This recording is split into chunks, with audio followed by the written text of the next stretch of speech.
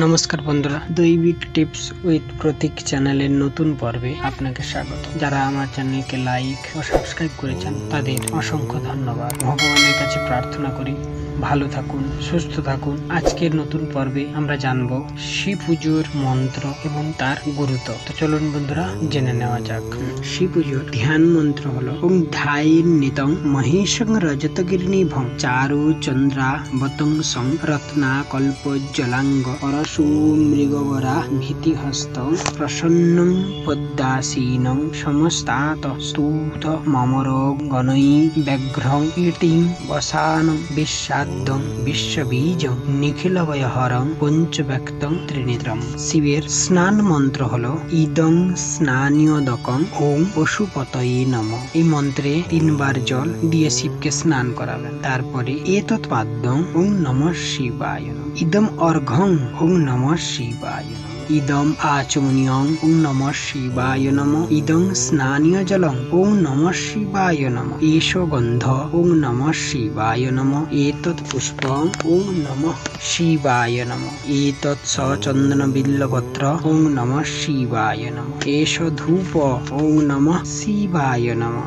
এষ দীপ ওং নমঃ শিবায় নমঃ, এতৎ সোপকরণ নৈবেদ্য ওং নমঃ শিবায় নমঃ, ইদম আচমনিয়ং ওং নমঃ শিবায় নমঃ। পরে গৌরী পূজা করবেন, ওং গৌর্জয়ী নমঃ। তারপরে অষ্টমূর্তির পূজা করবেন। পূর্বে ওং সর্বায় ক্ষিতিমূর্তয়ে নমঃ, ঈশান কোণে ওং ভবায় জলমূর্তয়ে নমঃ, ওং রুদ্রায় অগ্নিমূর্তয়ে নমঃ, বায়ু কোণে ওং উগ্রায় বায়ুমূর্তয়ে নমঃ, পশ্চিমে ওং ভীমায় আকাশমূর্তয়ে নমঃ, নৈঋতে ওং পশুপতয়ে যজমানমূর্তয়ে নমঃ, দক্ষিণে ওং মহাদেবায় সোমমূর্তয়ে নমঃ, অগ্নিকোণে ওং ঈশানায় সূর্যামূর্তয়ে নমঃ। শিব প্রণাম মন্ত্র হলো নমস্তুভ্যং বিরূপাক্ষ নমস্তে দিব্যচক্ষুষে নমঃ পিনাকহস্তায় বজ্রহস্তায় বৈ নমঃ, নমঃ ত্রিশূলহস্তায় দণ্ডপাশাংসি পানয়ে নমঃ ত্রৈলোকনাথায় ভূতানাং পতয়ে নমঃ, শিবায় শান্তায় কারণাত্রয়হিতবে নিবেদয়ামি চাত্মানং তঙ্গতি পরমেশ্বরম। নমস্তে ত্বং মহাদেব লোকানাং গুরুমিশ্বরম পুংসাম পূর্ণকামানাং কামপুরাম রঙ্গ ঘ্রিমাম। ক্ষমা প্রার্থনার মন্ত্র হলো আবাহনং ন জানামি নৈব জানামি পূজনং বিসর্জনং ন জানামি ক্ষমস্ব পরমেশ্বর। শিবের মহামৃত্যুঞ্জয় মন্ত্র। মহামৃত্যুঞ্জয় মন্ত্রের কিছু গুরুত্ব রয়েছে। এই মহামৃত্যুঞ্জয় মন্ত্রের কিছু প্রভাব রয়েছে। এই মন্ত্র জপ করলে দীর্ঘায়ু, আরোগ্য, যশ ও সন্তান লাভ করা যায়। হিন্দু ধর্মে দেবী দেবতাদের পুজো, আরাধনা ও ধর্মীয় অনুষ্ঠানে মন্ত্রের বিশেষ গুরুত্ব রয়েছে। মনে করা হয় মন্ত্র জপের ফলে দেবতা প্রসন্ন হন এবং তার আশীর্বাদে ব্যক্তির জীবনে সুখ সমৃদ্ধি লাভ করা যায়। সমস্ত দেবী দেবতার উপাসনার জন্য পৃথক পৃথক মন্ত্র জপ করা হয়। এই মন্ত্রগুলির মধ্যে সবচেয়ে প্রভাবশালী ও শক্তিশালী মন্ত্র হলো মহামৃত্যুঞ্জয় মন্ত্র। শিবপুরাণ ও একাধিক ধর্মীয় গ্রন্থে মহামৃত্যুঞ্জয় মন্ত্র সম্পর্কে বিশদ বিবরণ পাওয়া যায়। শিবকে প্রসন্ন করার জন্য মহামৃত্যুঞ্জয় মন্ত্র জপ করার সবচেয়ে ভালো উপায় গভীর রোগ, সংকট, বাধা দূর করতে এই মন্ত্রকে কার্যকরী মনে করা হয়। নিয়মিত এই মন্ত্র জপ করলে ব্যক্তি দীর্ঘায়ু লাভ করতে পারে। এছাড়াও ব্যক্তির কুষ্ঠিতে উপস্থিত কিছু গ্রহদোষ দূর করতেও এই মহামৃত্যুঞ্জয় মন্ত্র জপ করা উচিত। এই মহামৃত্যুঞ্জয় মন্ত্র হলো আধ্যাত্মিক গুরুত্বের পাশাপাশি মহামৃত্যুঞ্জয় মন্ত্রের বৈজ্ঞানিক গুরুত্ব রয়েছে।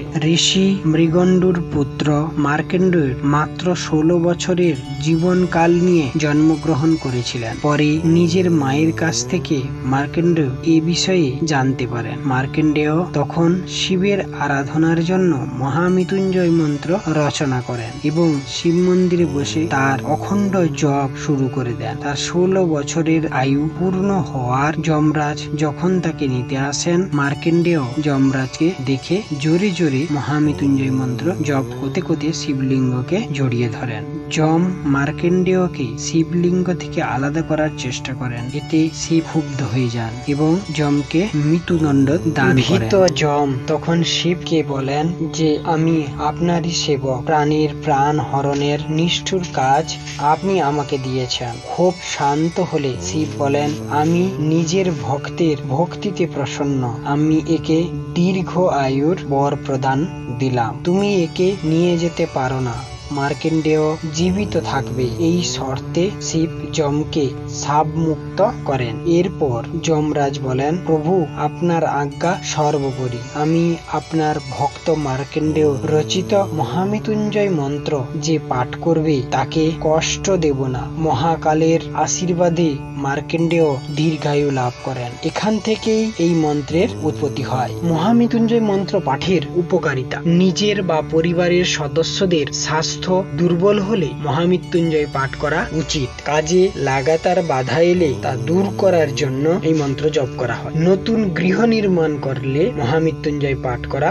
উচিত। কুষ্টিতে কোনো গ্রহ দোষ নিবারণের জন্য মহামৃত্যুঞ্জয় পাঠ করা হয়। মহামৃত্যুঞ্জয় মন্ত্র জপ করলে শোক ও মৃত্যুতুল্য সংকট দূর হয়। নানা ধরনের ভয় সমাপ্ত করার জন্য মহামৃত্যুঞ্জয় জপের সময় যে সাবধানতা অবলম্বন করবেন তা হলো, মহামৃত্যুঞ্জয় মন্ত্রের শব্দের গুরুত্ব অনেক বেশি, তাই এই মন্ত্র জপ করার সময় এর উচ্চারণের শুদ্ধতা লক্ষ্য রাখবেন। মালার সাহায্যে জপ করবেন, কারণ সংখ্যাহীন জপের ফল পাওয়া যায় না। প্রতিদিন অন্তত পক্ষে এক মালা জপ পূর্ণ করুন। অন্যদিন জপ করে থাকলে প্রথম দিনের তুলনায় কম জপ করবেন না, তার চেয়ে বেশি যত ইচ্ছা জপ করা যায়। মন্ত্র উচ্চারণের সময় স্বর ঠোঁটের বাইরে আসা উচিত নয়। কম স্বরে ধীরে ধীরে মন্ত্র জপ করুন। রুদ্রাক্ষের মালাতেই মহামৃত্যুঞ্জয়ের মন্ত্র জপ করবেন। জপ করার সময় মালাকে গৌমুখীতে ঢেকে রাখুন।